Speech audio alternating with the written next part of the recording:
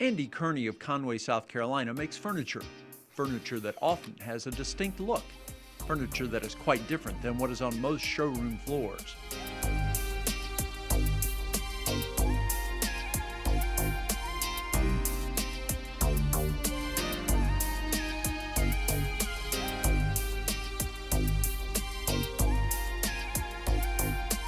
Andy Kearney's pieces obviously serve the intended purpose, but they are made with an eye towards artistry.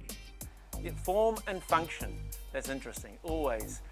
It should not be just a flat wall. There's got to be something which makes it stick out and talk to you as a piece as well.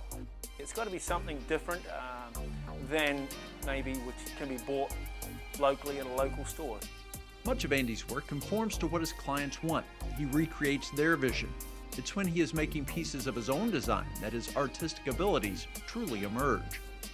In some ways I do have a signature look. I have made a lot of pieces with ebonized wood, being sometimes ebonized mahogany, the black matched with a piece of curly maple.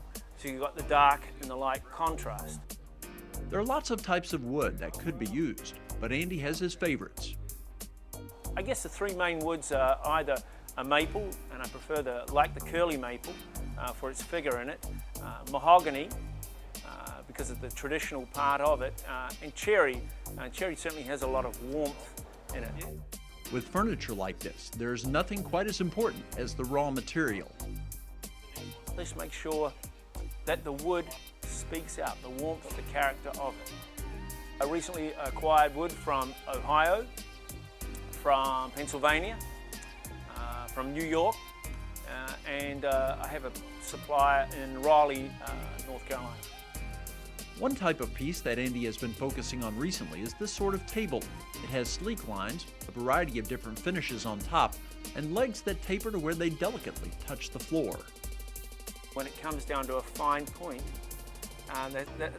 there's a finesse in there. There's a quality. You know it is finished off nicely. Andy is making some of these tables now, but before long he will move on to something else. I make more of a limited edition of pieces, and I guess that's why I'm not working in a mass production place. I'd get bored after a while. Andy Kearney has been making furniture for quite a long time. He enjoyed it as a boy in his native New Zealand, then after school decided to pursue it as a career. In New Zealand you do an apprenticeship in the trades, so I left school and went and studied as a cabinet maker, and my apprenticeship was 8,000 hours, approximately 4 years. All those hours as an apprentice allowed him to hone all the skills he would need to run his own shop. Well, it gave me a big foundation, all right. The apprenticeship was over in 4 years, but the education was just beginning. After being in this trade about over 30 years now, I've learned a few things, but I'm still learning today. There are plenty of influences in Andy's work. He has studied French Art Deco and the styles that are turned out by the Shakers. He finds ideas in other places too.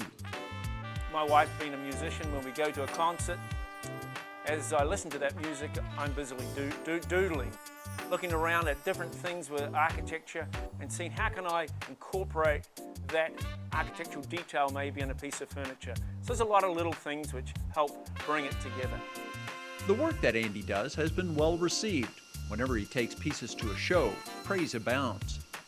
I think I'd be a millionaire for all the nice comments if we just charged 10 cents a comment.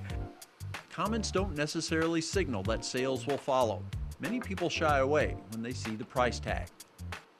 It's an unfortunate situation, maybe I don't know if it's just in this area. I know up north prices are different. It's an education thing to realize, to teach people, well, how many hours did I actually spend making that piece? It's not just put together like that. And what does it cost to run a workshop like this? And certainly at the end of the day, I'd like to be able to put food on the table as well, like everyone else.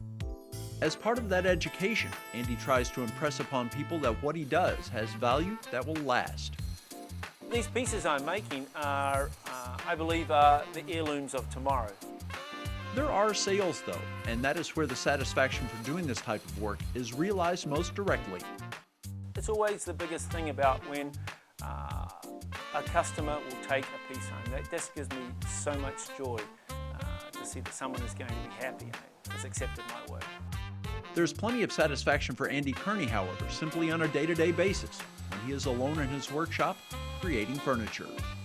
I've enjoyed it and I continue to enjoy it today. I don't know life without making something.